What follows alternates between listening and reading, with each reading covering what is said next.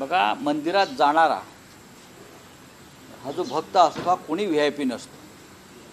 या देशामध्ये फक्त एकच भक्त VIP आहे, त्यांचं नाव नरेंद्र मोदी. तुम्ही त्यांचे पोस्टर पाहिले असतील राम मंदिराच्या निमित्तानं. प्रभू श्रीरामांना चं बोट धरून ते राम मंदिरात नेत आहेत बरं का. प्रभू श्रीरामांना असं बोट धरून हे विष्णूचे अवतार 13वे, हे विष्णूचे अवतार 13वे प्रभू श्रीरामांना घेऊन मंदिरात चालले आहेत. अशा प्रकारचे पोस्टर भारतीय जनता पक्षाने छापला. हा निर्लज्जपणा आहे. हां, ते प्रधानमंत्री आहेत, ते भाजपचे नेते आहेत, पण हे जे आहे हे कोट्यावधी रामभक्तांच्या भावना दुखावणारं हे पोस्टर आहे. ह्याच्यावर आधी बोला आपण. कोण VIP, कोण सामान्य भक्त, याच्यामध्ये हा वाद नाही. आम्ही सगळे सामान्य भक्त आहोत म्हणून आम्ही अयोध्येच्या लढ्यामध्ये उतरलो. तेव्हा आजचे VIP कुठे होते? तेव्हा आजचे VIP जे आहेत हे ढुंगणाला पाय लावून पळून गेले होते.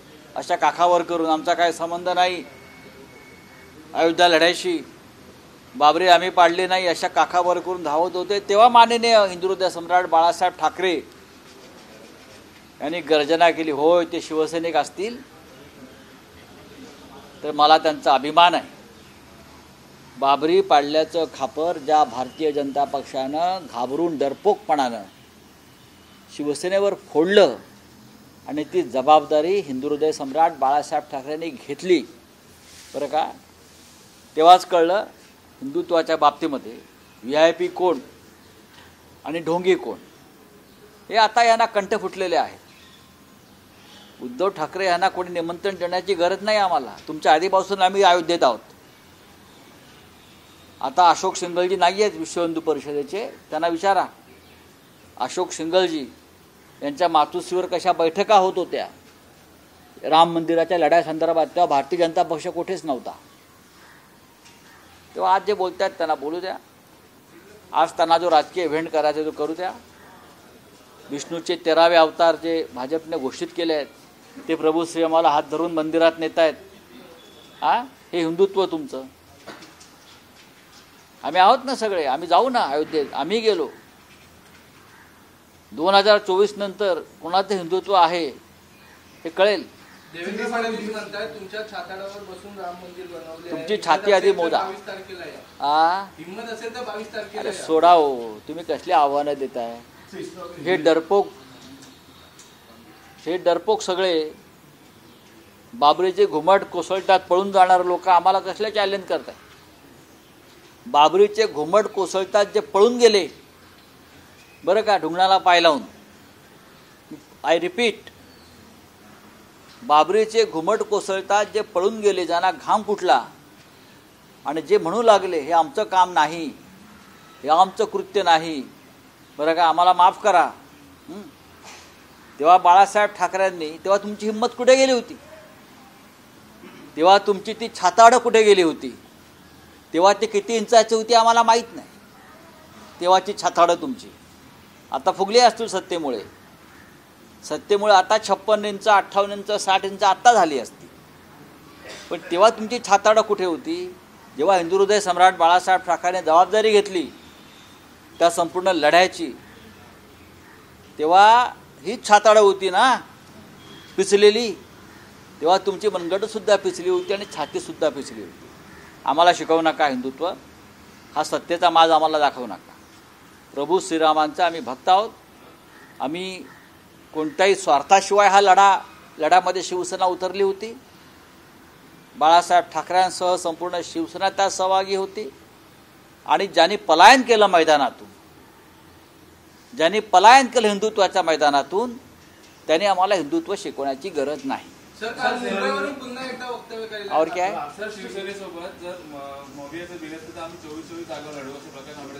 बघा, एखाद्या विषयावर आपण बोललो होतो परत तुम्ही त्या विषयात काल बोललो ना. बघा, प्रकाश आंबेडकरजी ज्यांना आम्ही बाळासाहेब आंबेडकर म्हणतो, बाळासाहेब आंबेडकरांशी आमची चर्चा सुरू आहे. सध्या ते नागपूरला आहेत. त्यांची एक कार्यकारिणीचं तिथं बैठक सुरू आहे 2 दिवस. नक्कीच अशा प्रकारचं एक प्रपोजल हे पूर्वी बाळासाहेब आंबेडकरांनी उद्धव ठाकरे यांना पाठवलं आहे की जर महाविकास आघाडीची युती होणार नसेल म्हणजे एकत्र येणार नसाल तर आपण 24 जागा लढवू. हे सुरुवातीचं त्यांचं प्रपोजल आहे. पण आम्ही त्यानंतर त्यांच्याशी जी चर्चा झाली वारंवार त्यात हे पण स्पष्ट झालं आहे की कोणत्याही परिस्थितीमध्ये महाविकास आघाडी एकत्र आहे आणि राहील आणि आम्ही एकत्र निवडणुका लढू आणि वंचित बहुजन आघाडीला आम्ही अत्यंत सन्मानानं या आघाडीत सामील करून घेऊ असं आमचं त्यांना प्रपोजल आहे. सकारात्मक चर्चा झाली आहे नक्कीच. त्यांच्याकडनं अशी वक्तव्य होत आहे. बघा येऊ द्या आघाडीमध्ये अशा प्रकारे चर्चा होत असतात शेवटपर्यंत. शेवटी आजच प्रकाश आंबेडकरांचं म्हणजे बाळासाहेबांचं एक वक्तव्य आहे, मोदींचा पराभव झाला नाही तर सगळ्यांना तिहार जेलमध्ये जाऊन बसावं लागेल.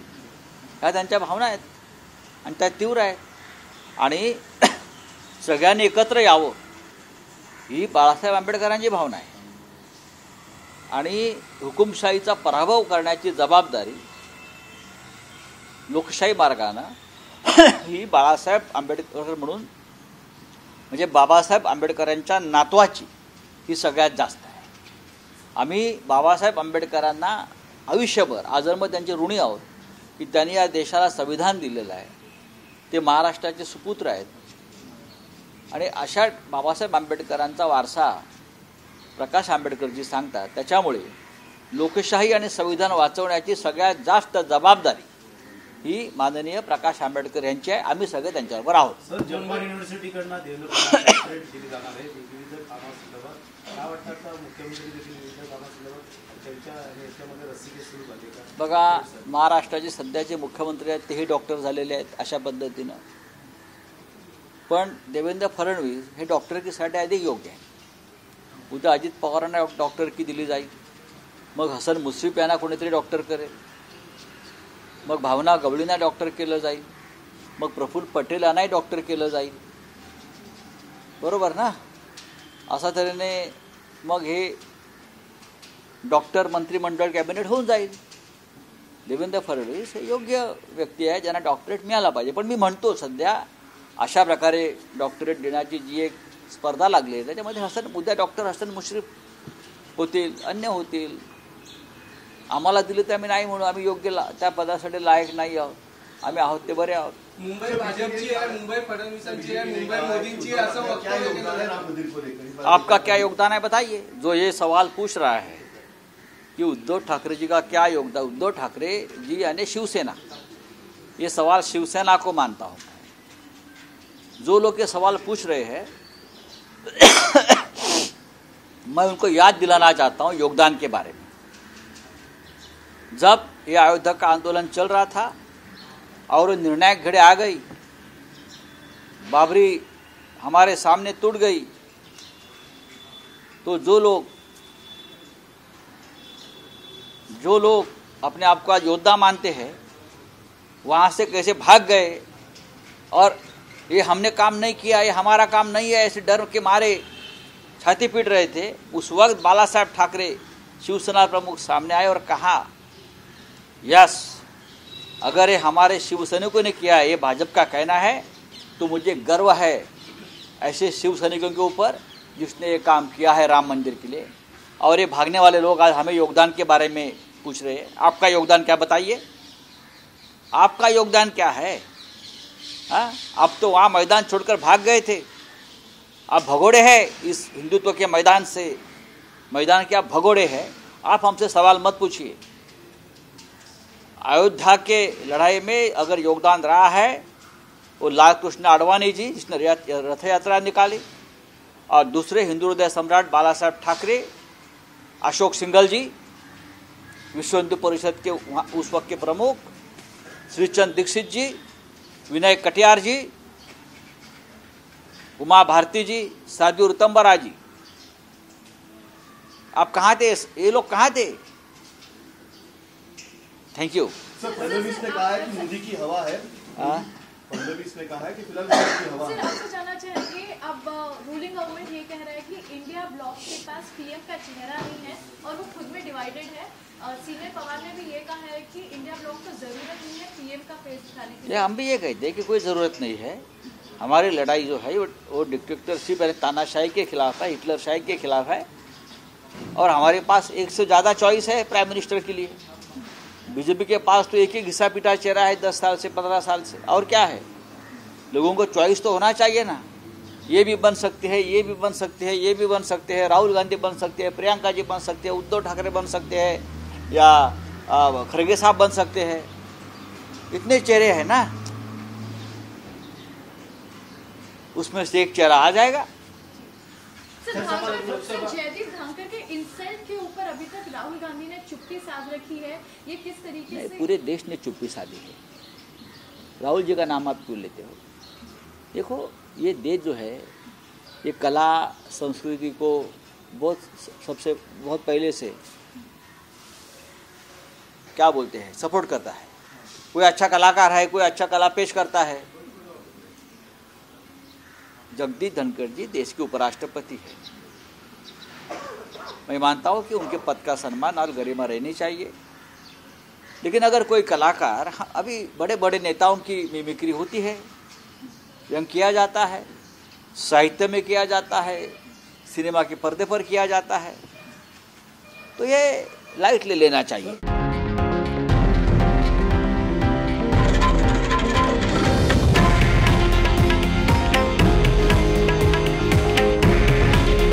हे आहे देशातील नंबर 1 न्यूज नेटवर्क आणि आपण पाहत आहात TV9 मराठी। काळजी तुमची, हित महाराष्ट्राचं।